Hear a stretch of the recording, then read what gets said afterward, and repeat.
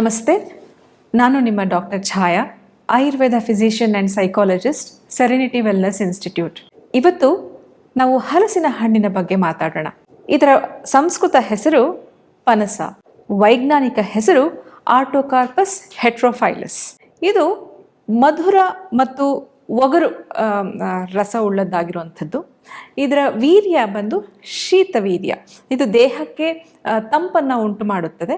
ಹಾಗಾಗಿ ಪಿತ್ತ ಮತ್ತು ಕಫ ಶಮನ ಮಾಡುವಂತಹ ಗುಣಗಳನ್ನು ಇದು ಜಾಕ್ ಫ್ರೂಟ್ ಮಾಡುವಂಥದ್ದು. ಸೊ ಇದು ಈ ಜಾಕ್ ಫ್ರೂಟ್ ಮರ ನೀವು ಅಂದ್ಕೊಂಡಿರುವಾಗ ಎಷ್ಟು ಹಣ್ಣುಗಳನ್ನು ಬಿಡ್ಬೋದು? ಸರಿಸುಮಾರು 200 ಹಣ್ಣುಗಳನ್ನು ಒಂದು ಸಲ ಈ ಜಾಕ್ ಫ್ರೂಟ್ ಬಿಡುತ್ತೆ. ಅದೇ ಹಳೆ ಮರ ಆಗಿದ್ರೆ ಸರಿಸುಮಾರು 500 ಹಣ್ಣುಗಳನ್ನು ಈ ಜಾಕ್ ಫ್ರೂಟ್ ಹಾರ್ವೆಸ್ಟ್ ಮಾಡ್ತಾರೆ ವರ್ಷದಲ್ಲಿ. ಇದು ಬೇಸಿಗೆಗಾಲದಲ್ಲಿ ಬರುವಂತಹ ಒಂದು ಹಲಸಿನ ಹಣ್ಣು. ಇದು ಕಾಯಿ ಕೂಡ ಬಳಸ್ತಾರೆ, ಹಾಗೆ ಹಣ್ಣಾಗಿರುವಂತಹ ಹಲಸಿನ ಹಣ್ಣು ಕೂಡ ಬಳಸುವಂಥದ್ದು. ಕಾಯಿ ಆಗಿದ್ದರೆ ಅದು ಜಾಸ್ತಿ ವಾತ ಇರುತ್ತೆ ಅದರಲ್ಲಿ, ಹಾಗಾಗಿ ಇದನ್ನು ಬೇಯಿಸಿ ಸಾಕಷ್ಟು ಆಹಾರ ಪದಾರ್ಥಗಳನ್ನು ಇದರಲ್ಲಿ ಮಾಡುವಂಥದ್ದು.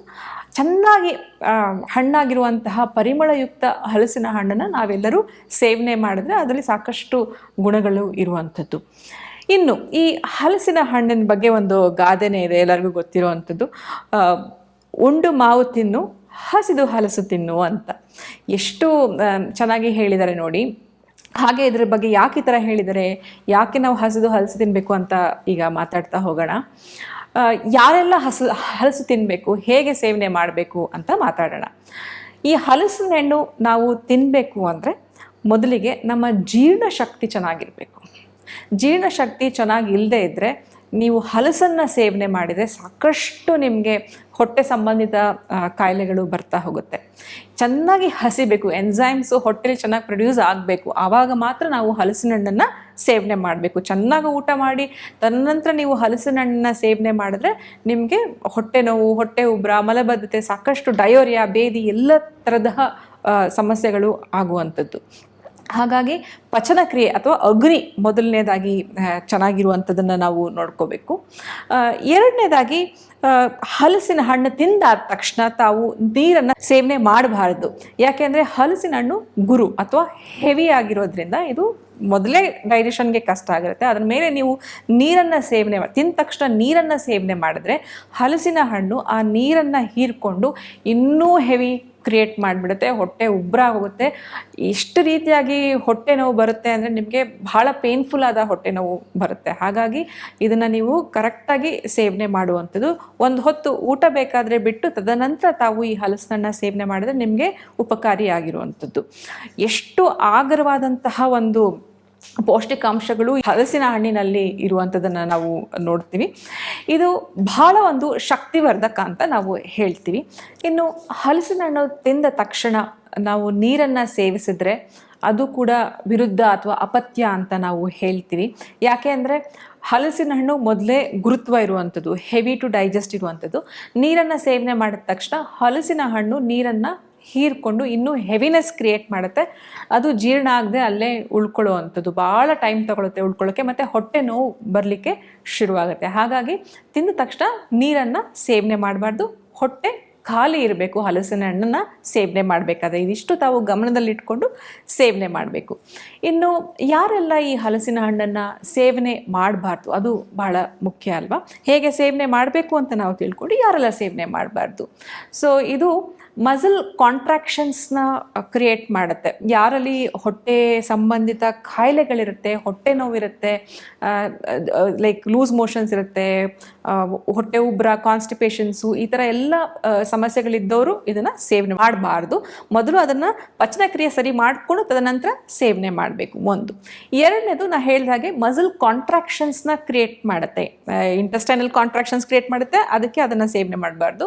ಯುಟ್ರೈನ್ ಕಾಂಟ್ರಾಕ್ಷನ್ಸು ಕ್ರಿಯೇಟ್ ಮಾಡುತ್ತೆ. ಗರ್ಭಿಣಿಯರಲ್ಲಿದ್ದ ಅವರು ಕೂಡ ಇದನ್ನು ಸೇವನೆ ಮಾಡಬಾರ್ದು. ಯಾಕೆಂದರೆ ಒಳಗಡೆ ಯುಟ್ರೈನ್ ಕಾಂಟ್ರಾಕ್ಷನ್ ಮಾಡಿದ್ರೆ ಗರ್ಭಕ್ಕೆ ತೊಂದರೆ ಆಗುವಂಥದ್ದು. ಹಾಗಾಗಿ ಗರ್ಭಿಣಿಯರಲ್ಲಿ ಕೂಡ ಹಲಸಿನ ಹಣ್ಣ ಸೇವನೆ ನಿಷಿದ್ಧ ಅಂತ ನಾವು ಹೇಳಬೇಕು. ಆದರೂ ಕೆಲವರಿಗೆ ಜೀರ್ಣಶಕ್ತಿ ಇಲ್ಲದೆ ಇದ್ರು, ಕೆಲವರು ತಿನ್ನಬೇಕು ಅಂತ ಆಸೆ ಇರುತ್ತೆ ಬಹಳಷ್ಟು ಜನಕ್ಕೆ. ಸೊ ಅಂಥವ್ರು ಏನು ಮಾಡಬಹುದು ಅಂದರೆ, ಹಲಸಿನ ಹಣ್ಣನ್ನು ಸ್ವಲ್ಪ ಜೇನುತುಪ್ಪವನ್ನು ಮಿಕ್ಸ್ ಮಾಡಿಕೊಂಡು ಸೇರಿದ್ರೆ ಈ ಗುರುತ್ವ ಏನಿರುತ್ತೆ ಅದು ಕಡಿಮೆ ಆಗ್ತಾ ಹೋಗುತ್ತೆ. ನಿಮ್ಗೆ ಅಷ್ಟು ಹೆವಿನೆಸ್ಸು ಕ್ರಿಯೇಟ್ ಮಾಡಲ್ಲ. ಜೇನುತುಪ್ಪ ಪ್ಲಸ್ ಹಲಸಿನ ಹಣ್ಣಿನ ಕಾಂಬಿನೇಷನ್ನ ಜೊತೆಗೆ ತಾವು ಇದನ್ನು ಸೇವನೆ ಮಾಡ್ಕೊತ ಹೋಗಬೇಕು.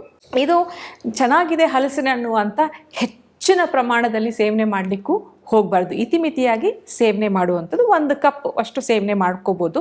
ಯಾಕೆ ಅಂದರೆ ಇದು ವಿಷ್ಟಂಬಿ ಅಂತ ನಾವು ಆಯುರ್ವೇದ ಶಾಸ್ತ್ರದಲ್ಲಿ ಹೇಳ್ತೀವಿ. ವಿಷ್ಟಂಬಿ ಅಂದರೆ ಹೊಟ್ಟೆ ಉಬ್ಬರವನ್ನು ಕ್ರಿಯೇಟ್ ಮಾಡುವಂಥದ್ದು. ಹಾಗಾಗಿ ಇದನ್ನು ಸೇವನೆ ಮಾಡಬಾರ್ದು.